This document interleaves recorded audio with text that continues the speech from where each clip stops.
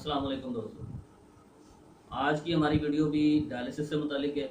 इंशाल्लाह डायलिसिस से मुतालिक ये जितनी अलामात होती हैं इंशाल्लाह इनको वक्तन फ़वक्तन आपको बिल्कुल क्लियर करके मैं इंशाल्लाह आपको बताऊंगा, ताकि आपको कुछ समझ में आए और इस पेचीदा मर्ज़ से आप बाहर निकल सकें। आज की जो हमारी वीडियो है वो सोजिश से मुतालिक है। जो जिस्म पर सोजिश आना शुरू हो जाती है वो किस वजह से आती है, क्यों आती है और इसके पीछे अलामात क्या हैं।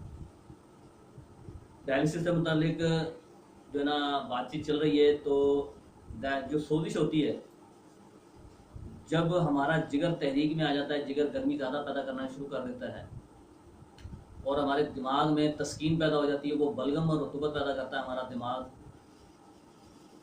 तो जब वो बलगम और रतूबत बिल्कुल कम पैदा करना शुरू कर देता है तो गर्मी की शिद्दत जिस्म में और बढ़ जाती है।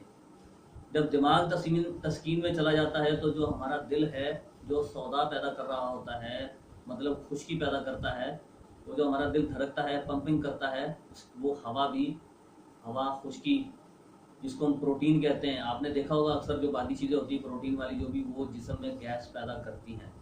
और जो प्रोटीन है वो हमारे दिल की खुराक है, हमारे उजलात की खुराक है।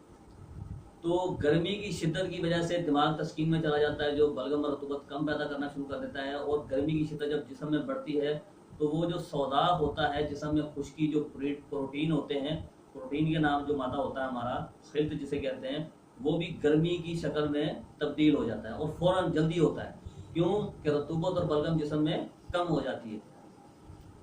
इसकी मिसाल आप इस तरह समझ लें कि डायलिसिस वाले मरीज के अंदर जो ये मसला होता है, एक जिस्म के अंदर एक एक्सीडेंट जिसको हम कहते हैं, एक्सीडेंट जो होता है ना कि आपस में दो गाड़ियां टकरा जाएं या गाड़ी किसी इमारत में टकरा जाए या दीवार में टकरा जाए, तो वो शदीद जो है ना, आप देखते हैं चोटें वगैरह भी लगती हैं।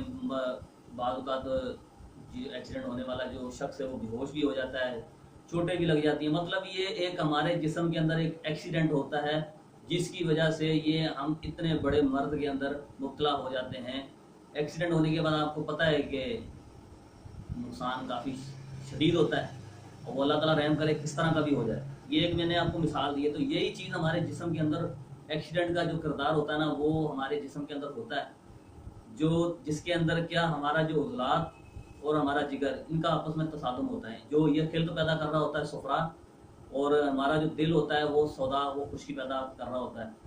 और जो हमारा दिमाग होता है वो बलगम और रतूबत पैदा कर रहा होता है। दोनों चीज़ों को मैनेजमेंट करता है। वो चीज़ कम हो जाती है, बलगम और रतूबत, और हमारे जिगर की खिल्त जो सफ़रा और सौदा, इनका आपस में तसादुम होता है। और जिगर की जो खिल्त होती है सफ़रा, वो हमारे जो दिल की खिल्त होती है सौदा, उसको अपनी लपेट में ले लेती है। और दोनों आज़ा, दिमाग और दिल, कमज़ोरी की तरफ चले जाते हैं। दिमाग कम जाता है और दिल हमारा ज़्यादा कमज़ोरी की तरफ चला जाता है, क्योंकि वहाँ पर तहलील पैदा हो जाती है। जिसकी वजह से मैंने आपको पिछली वीडियोस में बताया थी कि जब दो आज़ा जिस्म में ज़रूरत से भी कम, जितनी जिस्म को ज़रूरत है, वो खिल्त पैदा नहीं कर पाते, तो वो आज़ा कमज़ोर हो जाते हैं और एक आज़ा तस्कीन में चला जाता है, दूसरा तहलील में चला जाता है। तो वो आज़ा की कमज़ोरी की वजह से ये सारे मसले मसाइल होते हैं।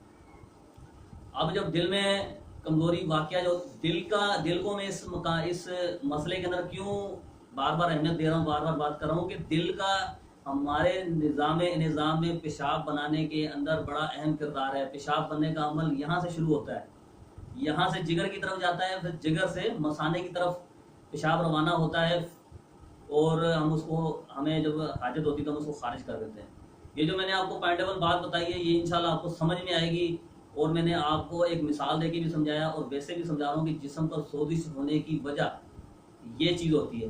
अब जब खिल्त सफरा जो है वो जिस्म में ज़्यादा बढ़ जाती है, तो अब हमारे दिमाग में ये सवाल पैदा होता है कि अगर जिगर ज़्यादा तहरीक में काम कर रहा है तो जिगर पर सोजिश होनी चाहिए। ऐसा नहीं होता है। जिगर अपनी सोजिश जिस्म पर रुनुमा करता है और वो पैरों की तरफ से करता है।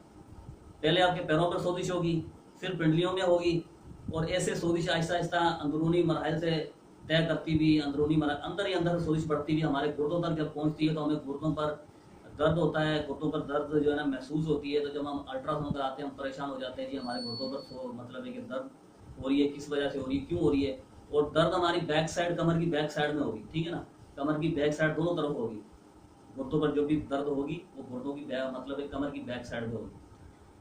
तो जब घुटनों तक सोजिश पहुंचती है तो हम अल्ट्रासाउंड या रिपोर्ट्स वगैरह कराते हैं तो हमें पता चलता है हमारे घुटनों पर सोजिश आ चुकी है।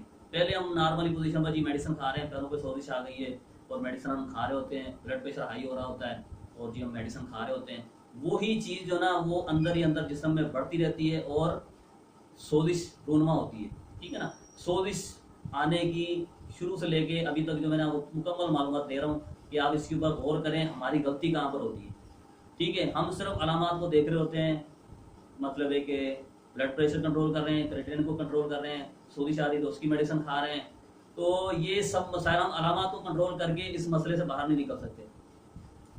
हमारा जो उज़लात है इसके अंदर इसका बड़ा अहम किरदार है।